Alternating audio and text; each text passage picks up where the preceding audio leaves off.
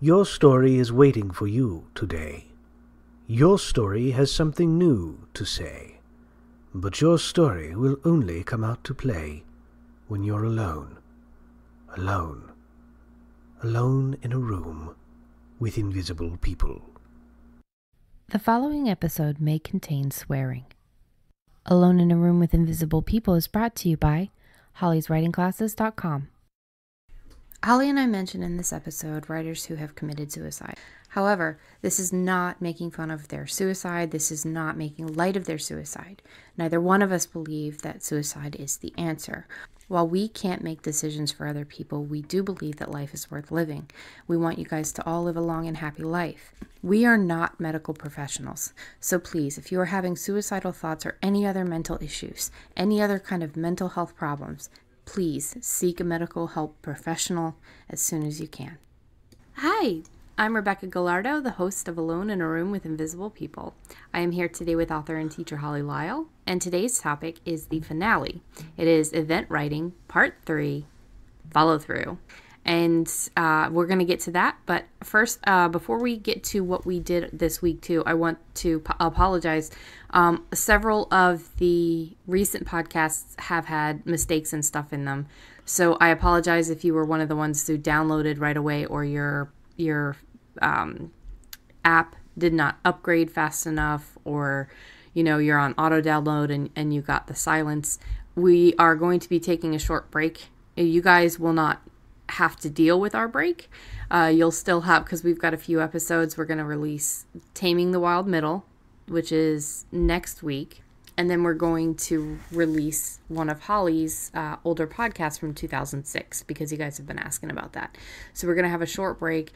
I am still building up the process of trying to get everything done on this podcast in a nice flow, so these mistakes don't keep happening. But I do appreciate everybody who messages me or lets me know if there's a problem, so I can fix it as fast as possible. The only thing I could suggest is use our host site, which is Podbean. Use the Podbean app if until I stop smoking crack and can get everything more of a flow, so there's not so many mistakes, because that will upgrade the fastest. I have no choice in the matter when it comes to any other apps as to when they update. It can be anywhere from 12 hours to 72. I heard one takes an update every week. So yeah, I don't remember which one it was, but yeek. So anyway, let's get to a happier topic, which is our weeks. Holly, how did your week go? I had a really good week.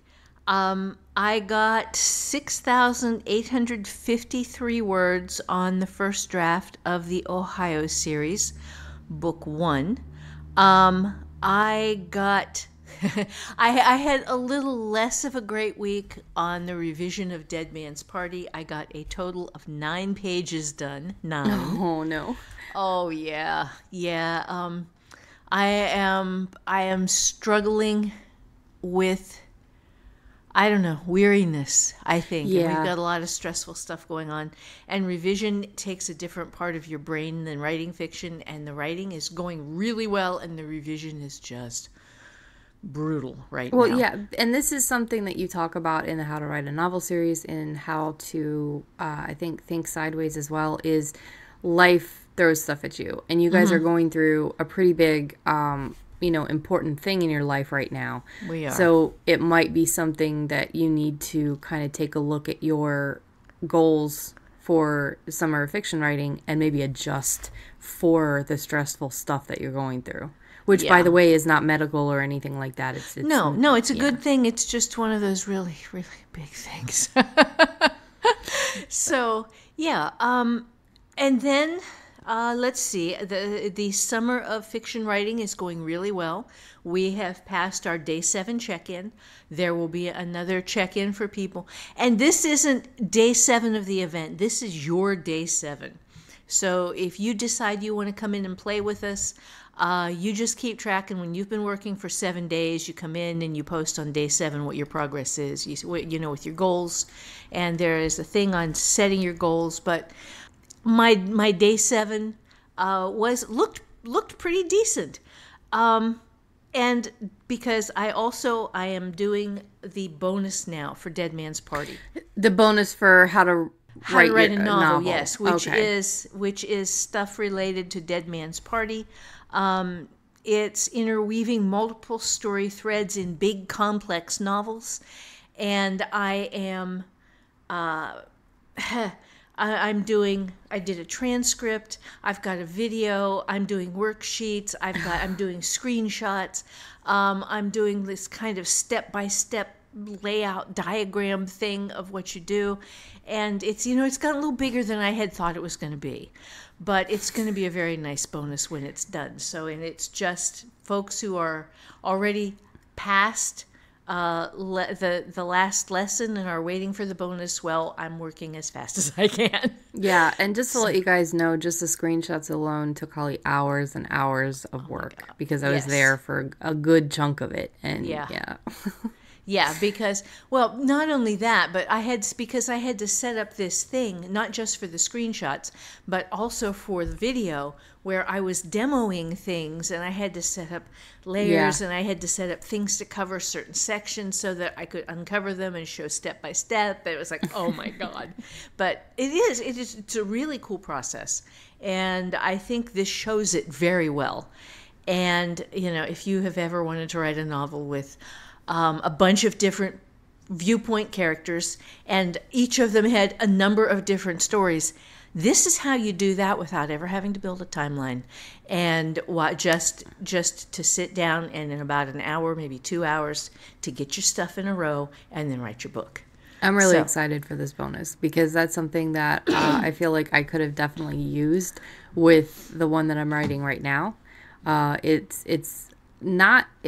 My timeline's a little bit easier because it's all kind of, in a row, and it's all very not just linear, but it's all very close to each other.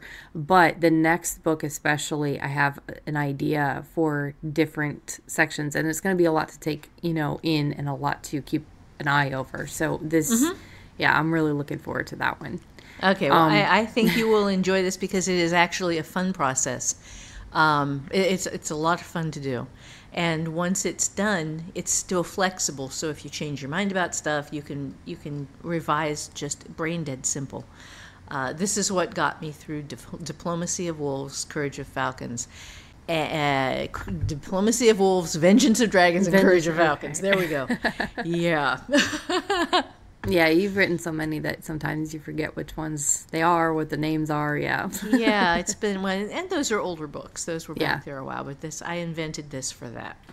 That's awesome. Okay, so your turn. Yeah.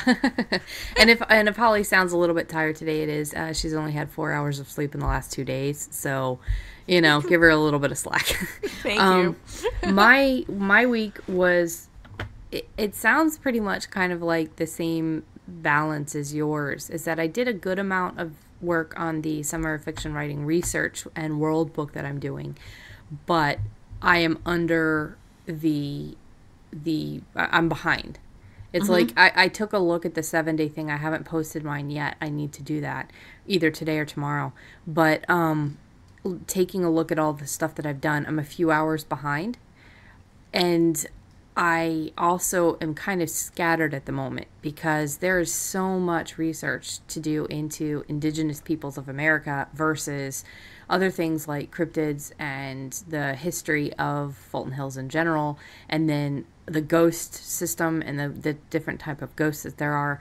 So you kind of go into this project thinking that what you need to cover is one thing, and then you realize that it's all these other things. Yeah. So you have to constantly be ready to adjust. And I've also had a number of people ask me about how I work my world building system,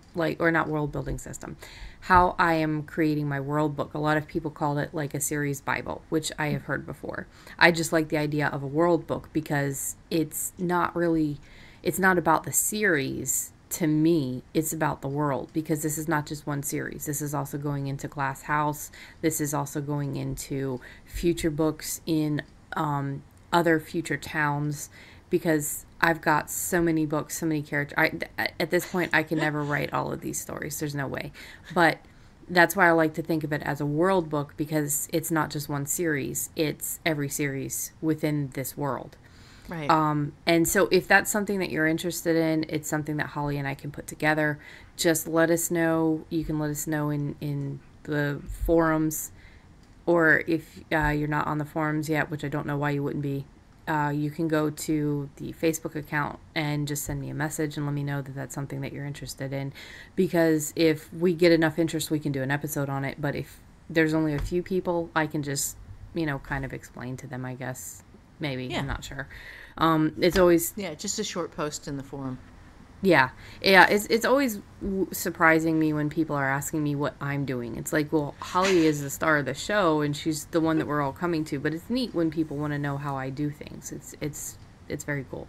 Yeah, well, you've been doing this for a while, too, so... Yeah, I just haven't been focused on getting published traditionally. And my husband was very, very upset with me the other episode. He heard me say that I am not a published author, and he's like, that's not true, you got a poem published. And I'm like, okay, but that's poetry. That's I would be a published poet. He's like, no, that's not how that works. I'm like, you don't read anything, you're not so a writer. Cute. Yes, he's very, very cute. He's like, no, you're a published author, I don't care what you say. I'm like, all right, whatever. I even got paid $3 for that poem, so and it is traditionally published in a book somewhere.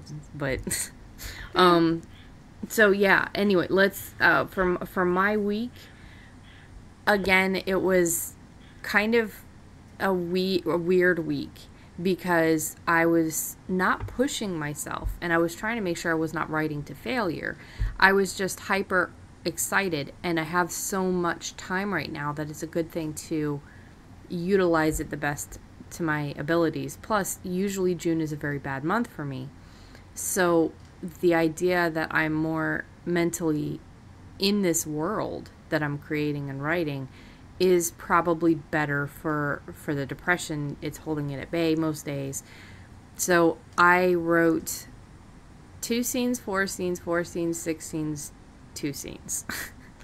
Yeah. In a row in those days. And I got a total of 19,465 words. And for what it's worth, I was there when she did this, or at least most of it. Yeah. And her word count just blew me out of the water. It was amazing to watch. They were pretty consistently up there, and I had 2 where I had gone about 500 words. Yeah. And I was just pumping out the scenes. And there's a lot in there that I'm going to have to add in and revise, but when I went through your lesson about writing lean or writing fat, I realized I am doing both. I thought it was a different... I kind of always thought of fat as being like superfluous crap, which is not, because... And you make a good point, you need both. Yeah, and yeah. I mean, you think of fat as keto. That's good stuff. Yeah, yeah. If you are in that mindset, then you need your protein and you need your fat. So it would be you need lean and fat. And right. I realized I am writing both. It's just there are some places in there. The things that I leave out and add in the revision are things that are like descriptions of places. Like the smells, like the feel of the world. I try to get like the important things done in the scene, the dialogue, the character interactions, but they don't have a sense of the world in most instances unless it's an important thing, unless it's an important part of the environment, which impacts the atmosphere, which impacts the story. Then I end up putting that stuff in there. But yeah, that was my week. I had a fantastic week. I'm sitting at about 55,000 words of what was originally going to be a 50,000 word novel. I bumped it up to 60 last week once I realized it was going to be needing a little bit longer. And then this week I bumped it up to 70,000. And I'm thinking I can finish it at 70. I'm thinking it's going to maybe be a little bit over. But this is not usual for me because the last 2 books I've had have come in under. And wow. Yeah, and that's okay because you can always find another subplot. You can always find something else in there that is very important. But holy crap, this well, you're using a different process this time. Well, and it's in the world that I want to write. That too. Oh, So God, I'm that thinking makes that such a both difference. of those have a huge impact. I mean, I'm writing about something I'm passionate about, which is cryptids and ghosts and the afterlife and magic, and that makes such a big difference. I'm passionate about love stories too, but not in the same way that I'm passionate about this world, you know? Well, you've been waiting a long time to write this Yes. world. Yes, yes. Oh, so I'm so excited. Me too. I think that's also partially why my muse won't shut up. It's like it's finally, after what, like 17 years or something, getting a chance to write this, and it's saying, you know, full speed ahead. I want to get this done. I have so many ideas. We got to get to everything, and then it's a lot. Yeah, that's like me and the Ohio stuff. It's just, oh my God, I have to make myself stop writing. Yeah, yeah, and which is what I did on Friday. I was very proud of myself because I had gotten something like 2 scenes, 4 scenes, 4 scenes, 6 scenes, and then Friday I was sitting there and I wrote the 2 scenes, and I was just fried. I was fried because of the entire week. I was fried because I was also, you know, when I'm not writing, I'm still having like some of the anxiety that's there, and I have been waking up with what most people call sleep paralysis, but I'm kind of worried that it is the hag, personally. But no, I understand logically. My inner editor is saying it's sleep paralysis. My muse is saying no, it's a ghost, it's the hag. So I've got that war going on. But yeah, so it's just been a lot recently. And I told myself, I'm like, well, yeah, but you can write 4 scenes. You've been writing 4 scenes. And I immediately shut that down. I was like, no, that's writing to failure. We're not doing burnout. So I will be happy with my 2,029 words and shut down for the day. And then I was very good too yesterday. I did not work. I refused. Good. I kept trying to work. I kept trying to say, well, I could just do this little bit of research or something like that. And it was like, nope, not till Monday or Tuesday whenever I go back to work. So, all right. Good. So today's topic is event writing part 3, follow through. If you haven't listened to the other 2, it is preparation and process, and those 2 are pretty important. You should really listen to those first. But this is basically, Holly, just let us know what follow through is. Okay, well, first let's just rehash event writing for folks who don't know and hadn't caught the Yes. first 2. If you are writing for NaNoWriMo or 3-day novel or summer of fiction writing Or Script Frenzy. yeah, or any Script of those Frenzy, other ones. anything where it is an event and you're setting goals and then you're working to goals. This is the third part of how you do that successfully and how you make it for you. And the most important thing to remember is that any event you participate in is there to serve you. That's one of the things that we mentioned in a previous episode. I want to get it in there again because that is essential. You do not beat yourself to death to participate in and win an event if doing this does not serve you and your writing and your joy in doing this. Never participate in an event that makes you miserable. Yeah, that's important because the first year I did Sketchbook Summer, which was 2017, I started and I didn't look at it as it serving me. I looked at it as it was like this big goal just to fill a sketchbook, but I didn't have the reason why. So in 2018, I did. I said, okay, well, this is going to help me with anatomy or with, cats, or I made it a goal to everything that I draw is going to help me, and drawing every day will help me. And that's why I ended up actually completing the summer, the Sketchbook Summer that year, because I realized how to make it serve me, even though I wasn't thinking along those lines exactly. So it's really important to look at this as not something to like dominate, but to instead incorporate. Yeah, exactly. And one other thing I want to mention is that in the Summer of Fiction Writing Forum, the training that I have set up in the forum, if you have never set goals that you have managed to keep before, I have the very first post that everybody does when you come in teaches you how to set goals that you can keep. Because the objective of Summer of Fiction Writing is to teach writers how to build their own processes and succeed at them. It is a great goal setting workshop too, because it doesn't take very long. I mean, like I said, unless you're like me and you are making everything more difficult and exacting and all this and that, it can take 5, 10, 15 minutes, and you really, it's one post. Yeah, and that's really stopping and thinking about what you're doing. Yeah. So it clarifies the rest of the event too. Yeah. With that said, then, there are 2 primary things that you have to keep in mind when you're doing follow through, and one of those has a number of different parts that we'll work through. Well, what is follow through? Okay, follow through is when you take what you have learned from an event and you make it serve you. It is making the event pay you, essentially. Making it give you what you want to accomplish with your writing, or any other kind of event you want to do. You look at this event and you say, okay, what do I want out of this? And then you make the event give you what you want out of it, and then you add that to your life. You save the parts that really work, and you keep using them. It's in the short term, it's just getting through the event successfully.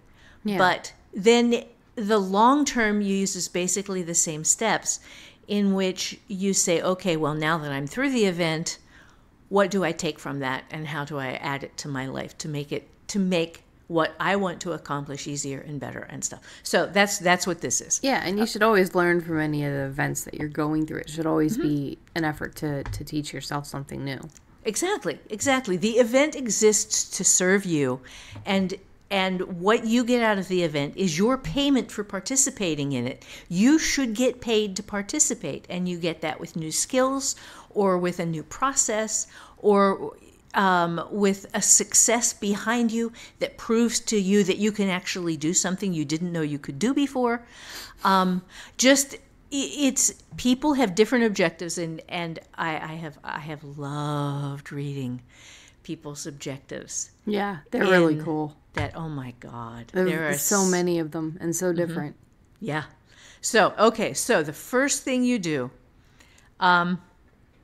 with your follow through is you track your goal progress using, and this is tricky, objective standards. Now, this can be pages, it can be words, it can be numbers of pages, numbers of words, numbers of stories, an amount of time in which you are actually working. And there is a little caveat here, in that I used to work 12 hours a day, okay? And in my mind, I was working 12 hours a day. But part of that time, I was playing Free Cell. Free Cell, thank you, yes.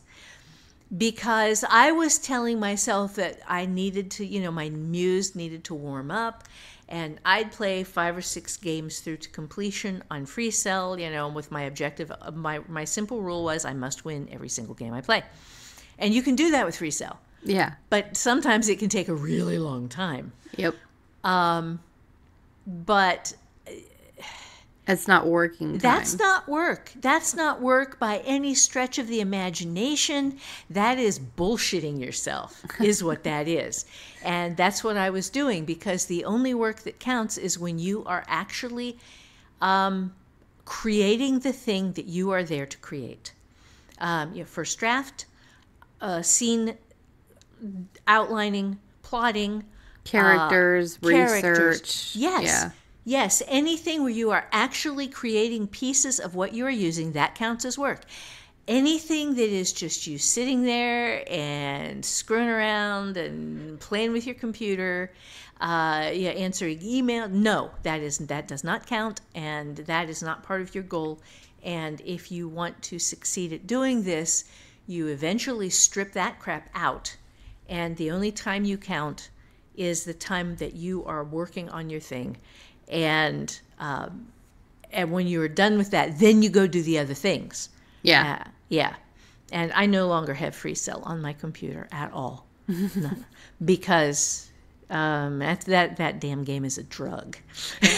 Yeah, especially because I didn't know you went through the same thing. That's what I used to do too. Is I would refuse to go on to the next game until I had won the original game, and I would actually write down the numbers of the games that I had already won on a little text file or little piece of paper, and then go to the next one. It was a lot of games. That's a lot of your life. But I didn't know you did that. Yeah, I kept track of mine too. that's crazy. That's It crazy. is. That's God. That's some So freaky weird. shit. Yeah. So what's the next part? Let me get back to objective standards. Then you are looking at tangibles. You are not looking at time and share or days worked or the FreeCell delusion. You are looking at a way of objectively assessing the work you're doing. So the only time that counts is the time you're actually working. And you can assess that however you want, but just make sure you don't lie to yourself while you're doing it and call things that are not work, like surfing the internet or FreeCell. Yeah. Okay. Then the next thing is, after you have a method by which you are tracking your goal progress, then you adapt your goals within set standards. You look at what you can accomplish easily and regularly while enjoying the work. And this first standard is the most important thing that I learned, and the hardest thing that I learned, which is why I'm putting it first. If you don't learn anything else from this podcast, learn this. Okay, so I'm going to say it again. Your standards start with what you can accomplish easily and regularly while enjoying the work. Now, there are times when you are working as a commercial novelist for professional publishers where this standard goes right into the ditch, because you will get close to your deadline, and if you like to eat, you are going to hit your deadline, which means that some days it becomes a misery slog in which you are writing for 10 or 12 serious hours, in which you are genuinely writing during that stretch of 10 or 12 hours and doing 10,000 words a day. And it is grueling and painful, and you are not having any fun. But you have to hit the deadline, so you do what you have to do to hit the deadline. But your regular work is not like that. Your regular work, if you are doing this, needs to be a joyful experience that allows you, as your inner editor and your muse, to sit there and go, oh my God, this is awesome. So you find your word count for that. You try different things. You change up your process from time to time. You see if something else will work better. But at the end of every single day, your question is, well, was that easy? Was it fun? Did I like it? Because the thing that will bring you back the next day is that, oh my God, I had such fun yesterday. I cannot wait to get back to work today. Yeah. And I cannot wait to get my butt back in the chair on Monday and work on the Ohio novel again, because oh my God. Yeah. I can't. It's not, Monday is not Ohio novel day. Nope, It's neither is Tuesday. revision. It's Wednesday, right? Right. Oh my God, I have to wait until Wednesday.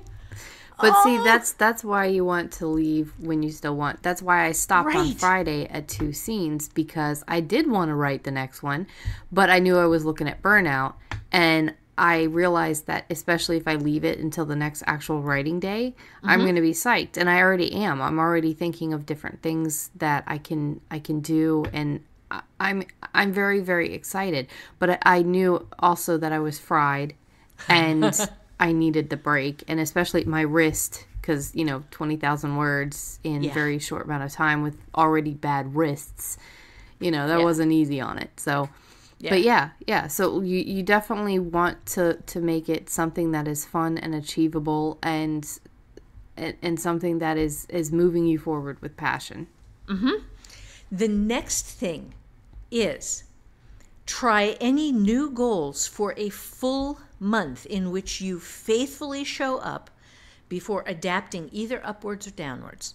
So if you decide that it's just too easy writing 1,000 words a day, and you want to bump up to 2,000 words a day, that's cool. That's and you have the time, and your wrists don't hurt and your back doesn't hurt, and it's not something where you're getting your stuff done and you still get time.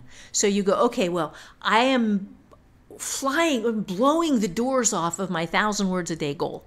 So I want my 2,000 words a day. Let me see if I can do that. Then live with that goal for at least a month, because stuff can feel really easy the first few days you do it. Yeah. And then turn into miserable monsters by the end of a month, in which you're going, oh my God, I don't know what I was thinking.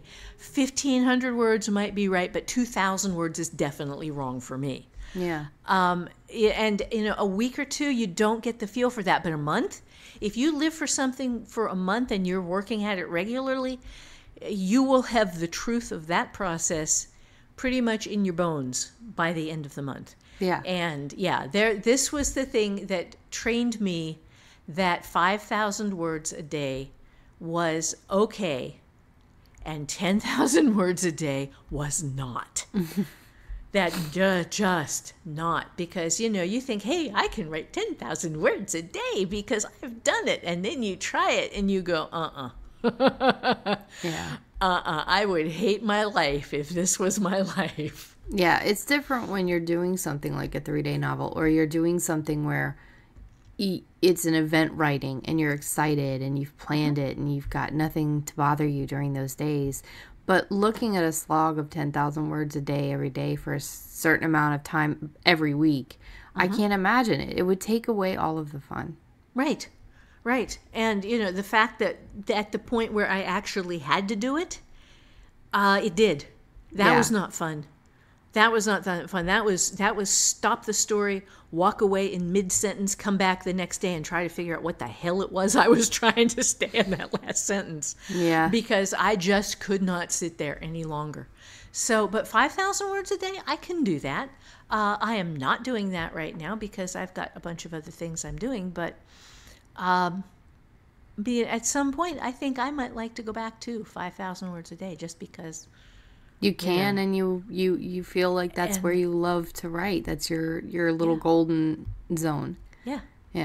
So I can't do it right now because there are too many other things on my plate. But okay, so then once you are doing something regularly and easily and enjoying it, and you have worked this goal for at least a month and know that works for you, then if you're stressed, unhappy, or miserable, even with that, you're doing it wrong. Okay? And your objective when writing is to not be miserable, because you can be miserable in any job. This job, to bring the best of what you've got to this job, you need to be happy, joyful, exuberant, excited. You need to step into this thing knowing that you have a little bit of magic in the back of your mind that you are going to put on the page that is going to transfer to somebody else someday. And this is not a job like other jobs. This is a job in which who you are as a human being and what you have experienced from life is unique and incredible, and it is going to transfer to people you have never met and give them a piece of the magic of what you have discovered from your own existence. And there's no other job where you get to do that. Yeah, I think if you look at like movies and stuff. Okay, yeah. Movies. You know? Yeah, so maybe but maybe building video games. Yeah, and artists sometimes, you know. I think it's just the job of a creator. Yeah. But if you are showing up for work hating life, you're Yeah. doing it wrong.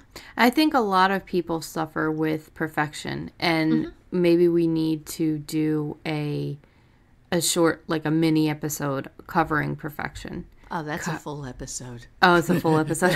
Oh, Nope. yeah. Maybe that's one that people would really like to hear, is like how to get over the perfection. Because again, I'll mention what you wrote in that how to write your novel or how to write a novel course, because it's really it means a lot. There are no mistakes in first draft, only opportunities, and there's so many things that people worry about when it comes to writing that they don't need to worry about right now. You don't have to worry about these things in first draft.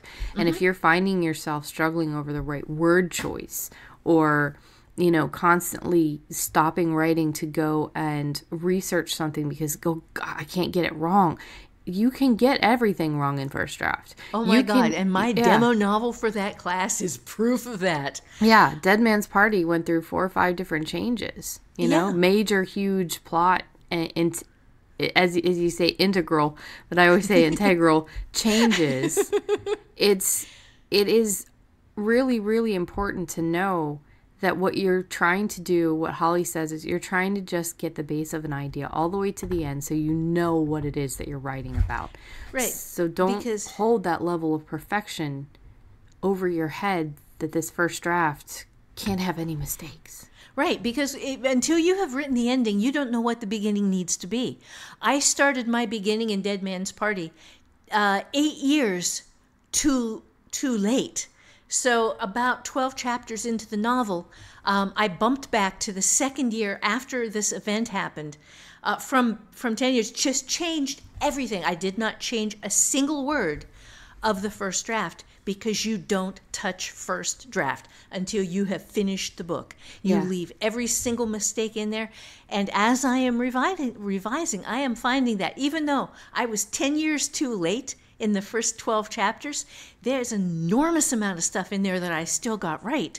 And if I had messed around with it at that point, I would have blown away a lot of really good stuff that is going to stay in the novel.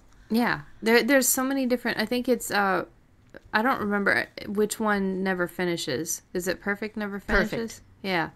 Perfect Never Finishes. Perfect is what makes you start books over and over again. Hell, I mean, every writer that has ever written, I do believe this, every writer that has ever written has felt like, fuck, I fucked this shit up, and now I have to start it over again. I wanted to start Glass House over again 3 or 4 times. But you just don't do it, because until you get to the end, you don't know what your muse is going to pull out its ass. Right. You don't know what's just going to come out of nowhere and be like, oh my God, that is perfect. And then you know how to alter different things. But you could lose perfectly good things that still fit. That fit even better now, because your muse was like doing, you know, really weird mathematical algorithms in your head that you didn't even realize were there, and then just glued everything together, and you're like, fuck, that's awesome. Yes, your muse is back there altering space and time and speeding up the harvest, and you just you don't know what's going on in that side of your brain, and I'll have to link the videos that Holly showed, because it's where this guy had the corpus callosum, whatever. Corpus callosum, yeah. Yeah, cut. And he had a distinct separation between left and right hand, and he had like this divider down his face, and he could not see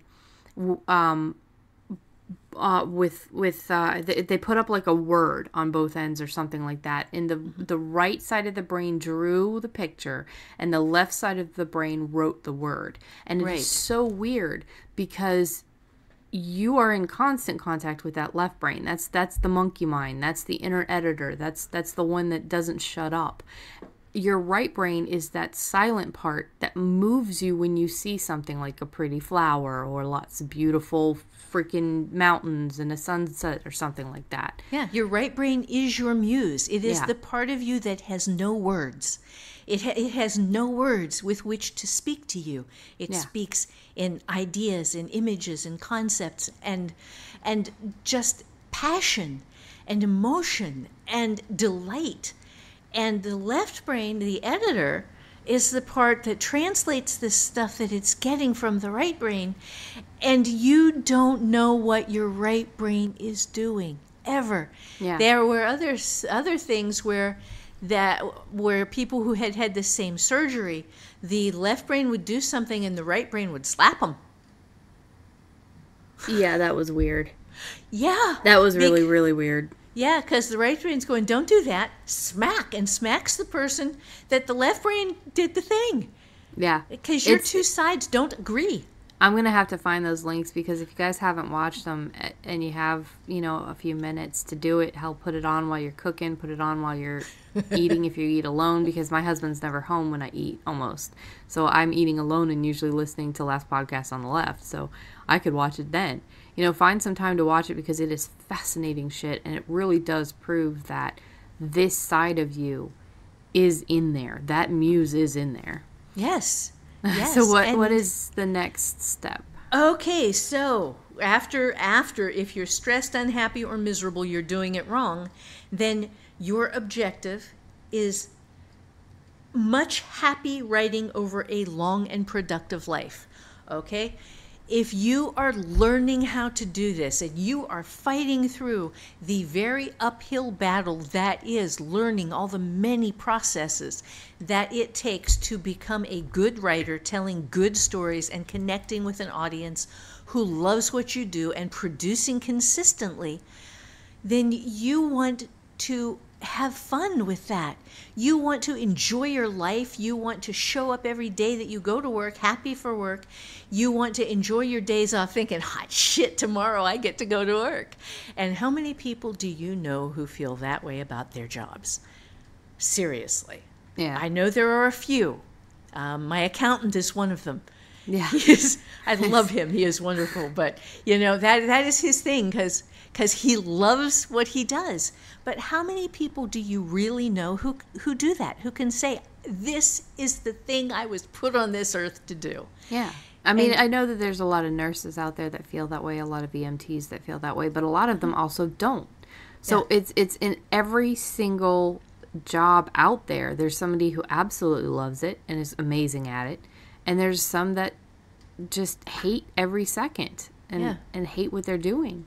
So, and there are some who discover that you, in spite of the fact that you love the job, you need to stop because you have people at home who need you, and you've got to find another way. So yeah. Well, it's not. I think that life gives you a whole bunch of opportunities, and you can find your love in a lot of work because it's not just. You're not just created for one job, but you have to find what ticks all of the boxes on the things that you want. And for you, even though you loved being a nurse and it hit that adrenaline junkie part of you, you also had to find a job that fit you staying at home with your kids. Yeah, because God, I had to. Had to, and I'm so glad I did. Yeah, because Holy that crap. changed the course of all of our lives. Yeah. So, yeah. So is there another part? Yes, there is. Okay, so then with your objective being a long and happy life doing what you love, your objective is not to make yourself so miserable that you kill yourself while self-medicating with booze, drugs, or noose. And there is this Hemingway school of writing. Yeah. Where where people think, okay, to do this, you have to suffer for your art. There is a saying that just pisses me off every time I see it. Writing is opening a vein and bleeding onto the page. No, it isn't. That's doing it wrong. I kind of think that in a way it can be, because that's somebody else's. To me, that means what you say, which is dancing naked on the roof. It's making yourself vulnerable. It's putting your pain and your love and this massive part of you on the page. At the same time, I don't think that you should be bleeding out. I don't think that it should be about suffering. Right. Yeah. Right. It's about, for me, all of the pain in the past, this is where I get paid for that. Yeah. Okay? This is how the work pays me, is that I get to take that crap and turn it and spin it into gold like Rumpelstiltskin and straw. Yeah. I take all of the shit that I had to go through, and then I turn it, I change it and twist it and build it and turn it into fiction and give it to somebody else who can then find something that matters in their life from the suffering that I went through.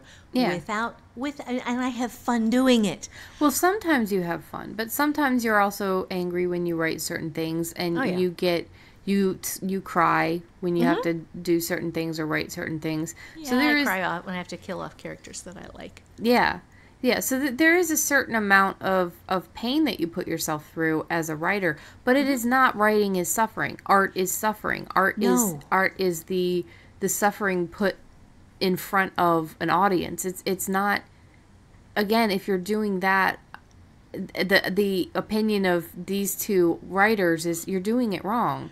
You know, Right. that there should be every bit of life in what you're doing. You shouldn't every day shouldn't be I have to, booze myself up, or I have to cut myself open. And we're not talking about, obviously, medication that you need for, physical Yeah. or mental ailments, because I am currently still on antidepressants and anti-anxiety medication, but it's not stopping me from writing, and it's not stopping me from enjoying these amazing magical moments I have.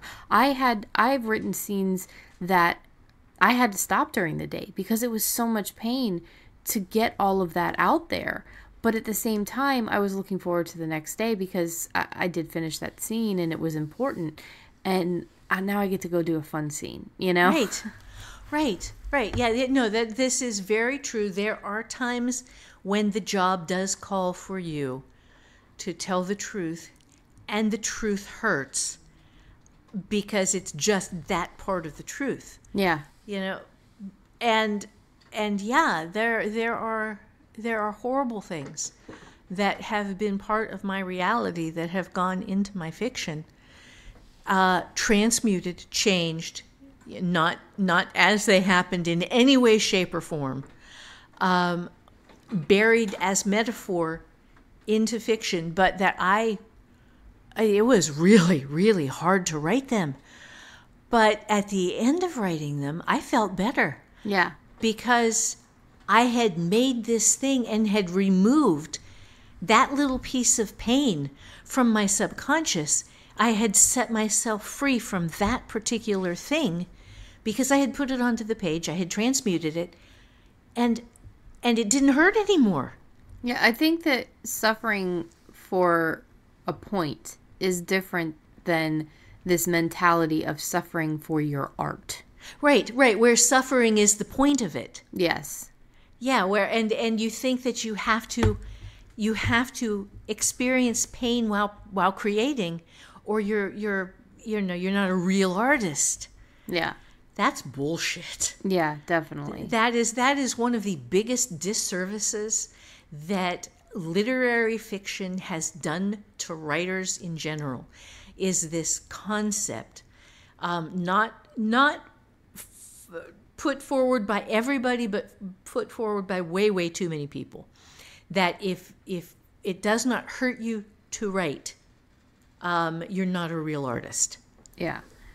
And again, it will hurt sometimes, but I think the majority of the time it should be a joy. It should be something about the passion. Now, I understand that some entire books might be incredibly painful to write, but they're important to you and you want to get them out.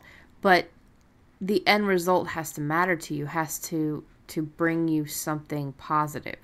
Yeah, at least most of the time. In my case, every single time that I have written something that was just horrendously painful, at the end of it, I felt better. So, I cannot promise. It was kind of like therapy. I could never afford therapy. So, Yeah. this has been a thing where, I kind of did do it yourself at home, write it into fiction, bury it deep therapy. And I felt better afterwards. Hey guys, it's Rebecca, and I just wanted to let you know your sponsor spot today was brought to you by Vanessa Wells. She took the How to Revise Your Novel course. Hello, my name is Vanessa Wells, and I'm an indie writer and editor. I've been a student of Holly Law for over a decade. I thought that I was buying a revision course when I purchased How to Revise Your Novel. What I got was a course on applied critical thinking for writers. Holly's courses invite you to write wonderful stories and break down if they work, how they work, why they work, and why they don't. They give you the tools you need to succeed. Thank you so much for that, Vanessa. And you guys, if you are interested in revising your novel, Holly has 3 different ways. You can check out her free way, you can check out the 7-day crash revision course, but of course, the best, most painful, and yet most amazing course that she offers, at least in my opinion, is definitely How to Revise Your Novel. So thank you so much for listening, thank you for your time, and enjoy the rest of the episode. So what's next after that? Okay, what we have next after that, let me restate that again. Your objective is not to make yourself so miserable while you're writing that you kill yourself while self-medicating with booze or drugs or a noose. The dramatic fiction writer suicide is guys who were doing it wrong. Yeah. Okay, and so then we just come to the takeaway. So do you have anything else you want to say before we get to the takeaway? And this is something that I was thinking about earlier. There are a lot of reasons to write, and it doesn't mean that all of them are the right reasons. Mm-hmm. This is something we've touched on before, like if somebody tells you should be a writer. Oh, God. Make sure that it's something that you want to do, that you love.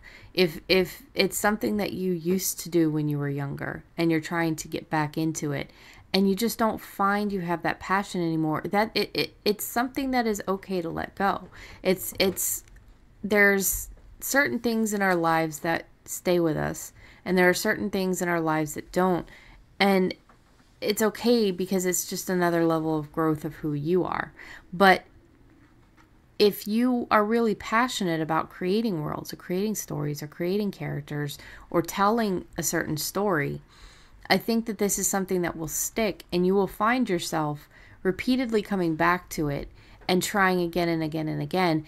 And it's something that no matter what other people will tell you, oh, you shouldn't be a writer, you should be a this, you should be a that, you should go into something that's going to give you more money and be more stable. If writing is truly your passion, no matter what anybody else says, you're going to stick with writing. Even if it's a side project for you, even if it's something you can only do 1 or 2 days a week at a certain amount of times, it's something that you will find yourself drawn to over and over again. And that's part of what Summer of Fiction Writing is right now. It's there to help you realize the truth. Yeah. And realize that a consistent effort can get you something. So whatever your goal is, even if you've never written anything before but you've always wanted to, and maybe all you want to do is just come up with a really cool plot, or you just want to come up with some really neat characters you've had in the back of your head, or maybe you've had this story in your head for 15, 20 years, and you're one of those people that has always told yourself, one day I'm going to write this great novel. Start and then start learning the pain of the process, because you think it's all in your head, but it's not. And once you start putting it down, you're going to find holes, and that's good. I want to let everybody know who's coming into the Summer of Fiction Writing, who has not done a lot of writing or who has always dreamed of being a writer. It's hard work, and the failures that you run up against are good things, because you are starting to find that, okay, this wasn't quite where it was in my head. How do I work on it? What you have to do is always ask yourself questions like, okay, well, what can I do for the next step? And the forums, we are there to help you kind of slog your way through what is going to be a really bad marsh at the beginning. You know, it's going to be a swampy mess where there's mud and quicksand and stuff, and you feel like you're getting stuck. We're there. To, you know, not just Holly and me, but there's a bunch of people on there that have had as many years of experience as both of us put together.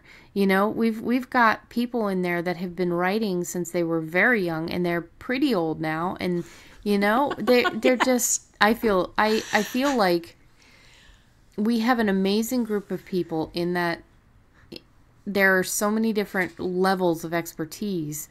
And summer of fiction writing is a great place to start to get to know other people and to get to start really testing the waters and get in there and start finding your failure points and start learning how to grow and correct them and find a way around them. Yeah, I would guess that in the forum right now, including new guys and experienced guys and published professional guys and other guys, and I'm from Ohio, so everybody is a guy, just saying.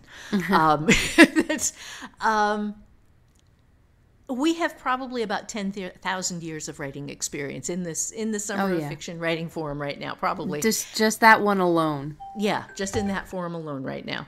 And one other thing is that while it can be very time-consuming to write a novel, as my demo novel for how to write a novel, I gave myself roughly 1 hour a week to work on it. I was doing 1,100-ish words a week. And in 38 weeks, I wrote an entire 50,000-word novel at 1 hour a week.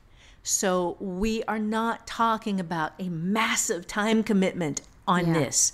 Yeah. You can do this even if you just have 1 day a week where you can get your butt out of bed an hour early and sit down to write, or stay up an hour late and sit down to write. 1 day a week, you can write a novel in 38 weeks. And I've got a bunch of guys in that class right now who are doing it. And if you write a little bit slower, maybe it's 2 hours a week. Maybe it's just not 38 weeks, but what, 76 weeks, whatever the hell that would be. Do not ask me to do math on I know. Math on the fly. But it would be more, but still, you're looking at such a short period of time to get that novel done when you are only working at an hour a week. I see people coming in to the 10-minute timer challenge and they're doing, 1 TMT, 2 TMTs, but they're doing it consistently. Mm-hmm. That's the difference. It's not just somebody coming in and say, oh, I'll do 10 minutes here and there. And then they show up like once every 2 weeks, once every, here and there. Even though that is growing your skills, it's not becoming consistent.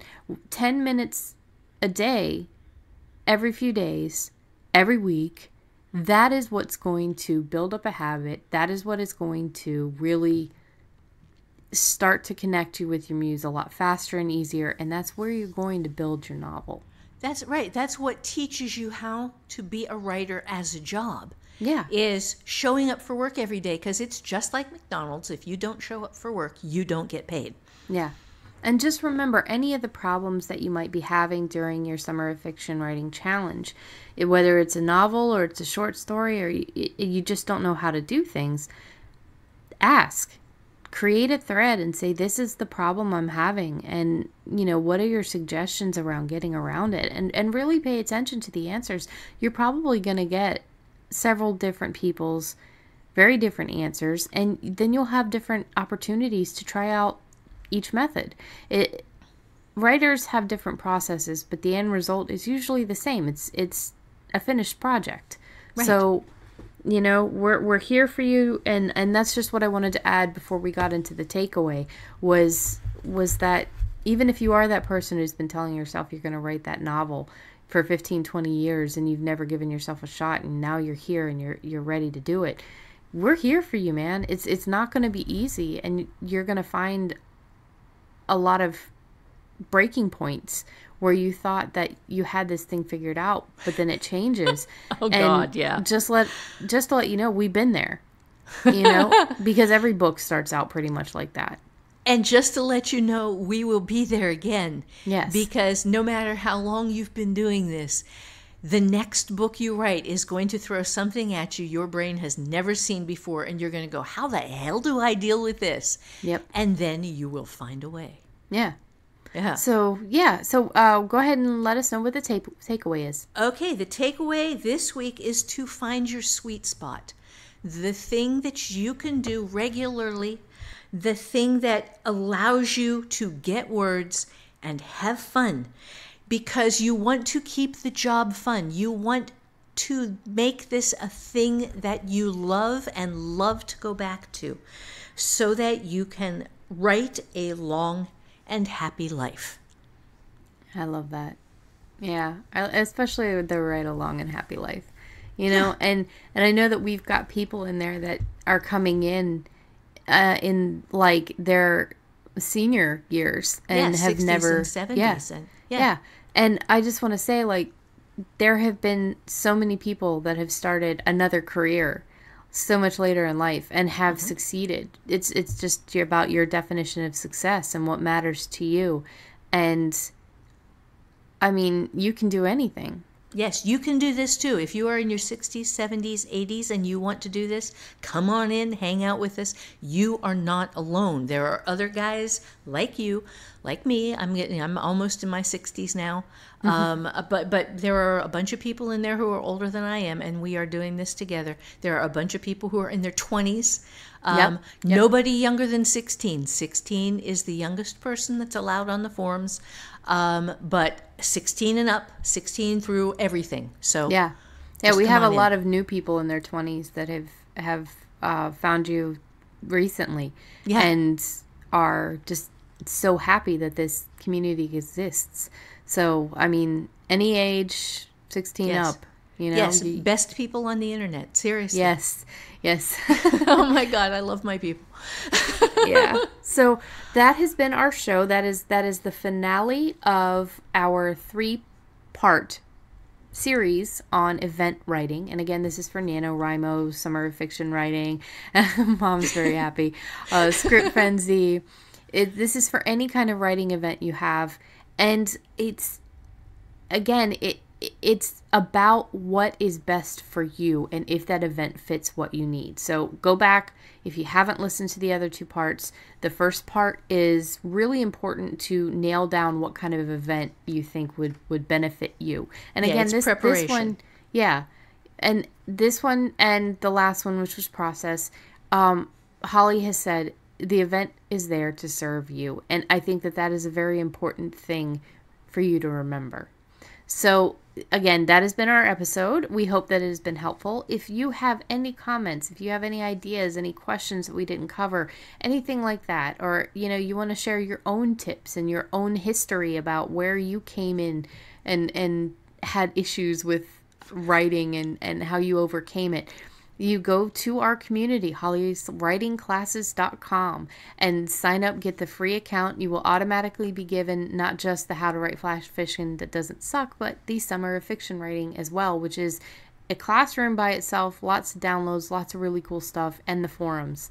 And jump into the podcast forum, look for the title of this episode, and go ahead and put in your information, whatever it is that you want to share, whatever questions you have, and we in the community are there to help out. Join the 10-minute timer challenge if you want to. We've still got it going on. We've got lots of people, coming in and out and sharing what they're doing, and I'm trying to be more consistent about sharing my days. We also have a Facebook, Alone in a Room with Invisible People, where you can message me. However, it is easiest to go on the forums and really be a part of the community. It's also better for you as a writer. I was never a community person before I started doing this podcast. And I feel like I blossomed kind of because there's so many other people out there and we all share the same amazing job in one form or another. We are also on the socials. That is at AIARWIP. That is, you can also search the hashtags Alone with Invisible People or Alone in a Room with Invisible People. And you can follow us on Instagram and Twitter. And I am getting better with the Instagram. I'm trying my best, folks. You can follow Holly at holly.lisle on Instagram, or me, I think it's Rebecca at Rebecca Gallardo or at RM Gallardo, something like that. I don't know. You can find me. If you would like to support the podcast, we do have a Ko-fi account. That's ko-fi.com/alone. And, you know, every dollar counts. I really appreciate everything you guys are doing. You guys are the ones that are keeping this podcast going. And it is pretty close to being fully sustainable. Just got to make sure that all of the different things that we're covering. I am saving up for a bunch of soundproofing and a little desk that's set up perfectly for this, because I have to keep the microphone away from the computer. Otherwise, you guys will get feedback. But I am saving up for all of that. So every dollar that you guys send, and it's in increments of $3, is going towards that. And I get to use the spare room, and it's going to be amazing. Your sound's going to be better. You're not going to hear my rats in the background. Although I do promise every now and then we will have a cat purring into the microphone, because it's not something I can help. Yes, on my end, there is nothing cool like that going to happen. Yeah. We have people out in the corridor in the condo who yell at each other, and you get sirens and crap. And So I was going to say the sirens, you get the air coming on and off. You get the fan, I think, once or twice. So it's fine though. I mean, I've heard some people, if you listen to the last podcast on the left, they have a lot of really bad sound on Henry Zarowski's part, because he's in different areas and has to go through Skype. So, I mean, it's just shit happens, but we are trying to make this the best podcast as possible, while still keeping it homegrown, unscripted, that sort of thing. And of course, you know, if you don't want to trust Ko-fi, if you just want to send something through PayPal, go to alonewithinvisiblepeople.com, and on the top right hand side there is a way to support us. We have 3 different tiers. It goes directly to PayPal, which I then put into my savings. So thank you very much. We also have if you want to support Holly, she has 3 different ways. Of course, you can go buy her fiction, read her books, make sure that she does know what she's talking about, because she does. Or you can go and buy her courses. She has different courses for whatever ails you as a writer right now.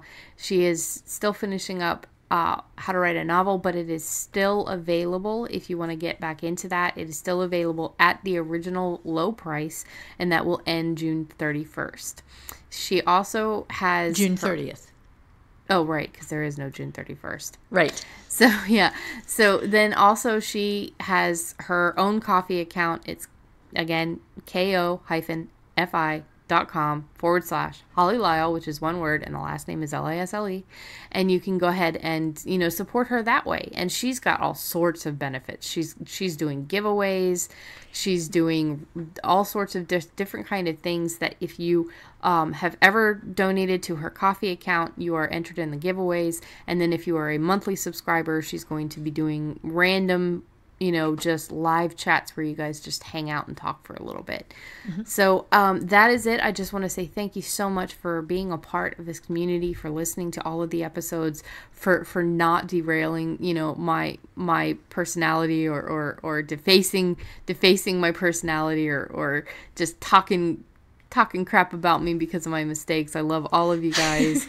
The mistakes, you know, we're not even a year into this thing yet, so the mistakes will clear up as we get better.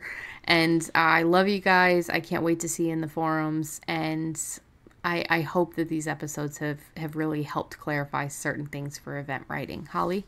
Yes. For this, just remember that your objective is to write a happy life. And we'll see you soon. Yeah, 3 treats for the cat. 3. Yeah. Meow. I know.